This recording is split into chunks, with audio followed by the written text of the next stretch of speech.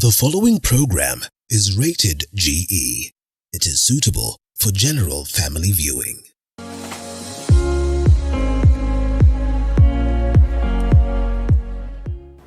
Through the hurdles of life, some are fortunate enough to make it through, and for some not so lucky. On today's episode, we talk about how one tragic incident can change one's perspective on life. Welcome to Beyond the Limit. I am your host, Muthoni Maina. She cuts the image of a go-getter, and she is a go-getter. Sharon Makungu is 17 years old, and she was born with all 4 limbs until the unexpected happened. My name is Sharon Winnie. My disability came when one day I woke up. I was using train going to school, and that day morning, the train, I was going inside the train, and the door, when the train was moving, the door burnt me on the forehead and hit me on the forehead, and I fell down. This was the first leg to be crushed. Mimi naitwa Mama Sharon. Sharon alikuwa anaishi na shosho yake.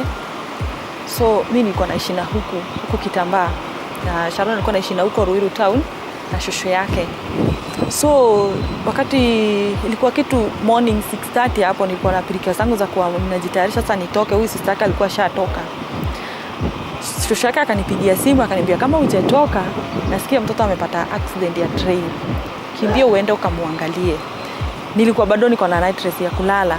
Hivyo venye aliniambia ndio nilitoka. So mimi nilipita reli hivi mpaka Ruiru kuangalia ni wapi mtoto amepata accident. Nikijaribu kuangalia hata sioni. So wakati nilipofika pale station ya reli, nikakuta kuna mifupa. Nikauliza mtu, hii mifupa ni ya nini?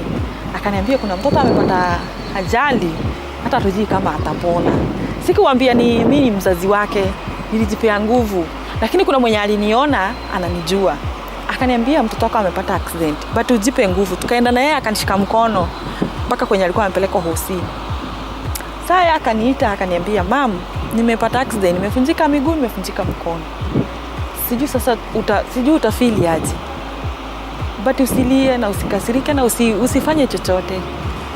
The future looked bleak for Sharon after that life-threatening accident, but she chose to be resilient, her tender age notwithstanding. Sharon lives with her mother, Jacqueline Wase, and her 2 siblings in Kitambaa Estate in Ruiru, Kiambu County.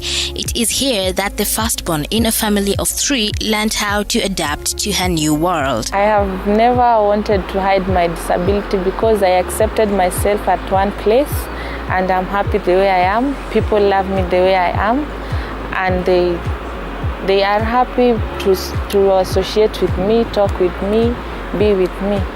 Yes.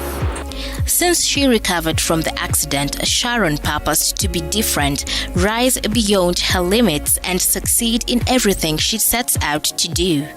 When we visited her home mid-March, Sharon had a major test ahead of her. She was a KCP candidate in the class 2020.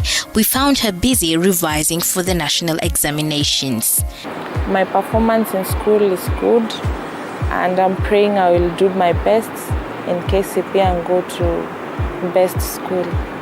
I would like to go to Thika Joy Town because I went there one day. I saw pupils are so happy there, they are treated well. Yes, in even other schools they are treated well, but Thika Joy Town is for people with special disabilities, and in these other schools they use stairs to climb the classes, but Thika Joy Town you use just the lower classes. There's no stairs, there's no what, it's just okay. Despite losing her legs and 3 fingers in her right hand, Sharon does not shy away from household chores. When her mother is away, Sharon takes care of her brother and even helps her sister to prepare food for the whole family. Huyu Sharon hakuna kitu haizi kufanya. Tubi saa nyingine huwa anachelewa kuingia usiku saa 4. So huwa wanagawana kazi na sister yake. Yeye anaingia jikoni anapika, anaosha hata vyombo, anafua.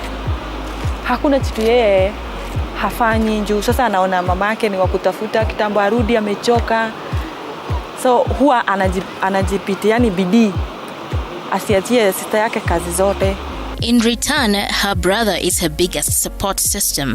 He wheels her around when she needs to run errands or just step out of the house. Given Sharon's young age, her mother has learned to be careful with how she treats her, lest she subjects young Sharon to mental torture.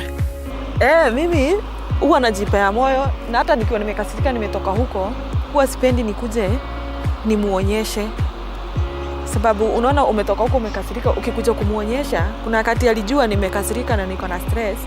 Akasema, "Mom, nisikuwe ni mimi nakupea stress. Afadhali basi hata nikufe, niache kukupea stress." Nikamwambia si wewe. So kuanzia hapo huwa najikibu. Sitakangi nikitoka na stress zangu huko, nikuje nimuonyeshe na kujanga na cheka, tunaongea vizuri, mimi naingia na lala. Juu sasa unaona ukimuonyesha uko na stress, anaona ni stress za kwake na labda si za kwake, uko na zako umetoka nazo huko kwenye umetoka. Well, at times, more than just her brother is needed to help Sharon scale physical heights. When she wants to get to the rooftop of the apartment, 2 of her neighbors come to her rescue. They are the few friends that Sharon and her family can depend on. Sharon's mother says that soon after the accident, her in-laws were not too welcoming at all. Wakati Sharon alimuona, alikuwa amejifunika mpaka hapa. Akaniuliza, "Mama, huyu mweusi ni nani?" Nikamwambia muulize. Akamjibu, "Mimi ni babako. Sitaki kukuona." Hata mtu mwenyewe alisema hataki kumuona. Nikamwambia venye amesema hataki kuona na mimi sitaki kukuona, chukua miguu utoke. Sasa watu ma sister zake na brother zake wakasema, "Yaani unatufukuza. Na wewe hata akakufa leo hii. Usiaileta nini? Mwili kwetu." Na mimi nikamwambia, "It's okay. Sitaleta." Yaani in-laws walikuangalia wakasema hata Sharon ile siku ambayo Mungu ataamua ni siku yake ya mwisho, usiwahi mleta kwetu. Na mimi nikajibu kwa roho, sitamleta. Kuna kaburi nitanunua ama nimzike kwetu. Maneno ni mbaya. The in-laws are very crucial to her identity. This is a girl who is going through puberty and she deserves to be supported socially and psychologically. So she may feel like unloved. And it is the high time the in-laws realize that she needs their acceptance and she needs the grandparents, the aunties and the uncles to walk alongside her. And if they abandon her, they never know her abilities and potentialities later in life. They may turn back to her for help, because we have seen people with a disability doing better sometimes and well endowed. So it doesn't mean that because they are healthy this time, they will be healthy for life. They may also get to that level where they may need help also. So I would urge them to embrace her and accept her as their daughter. So what kind of damage is caused by outright rejection to a person who has acquired disability?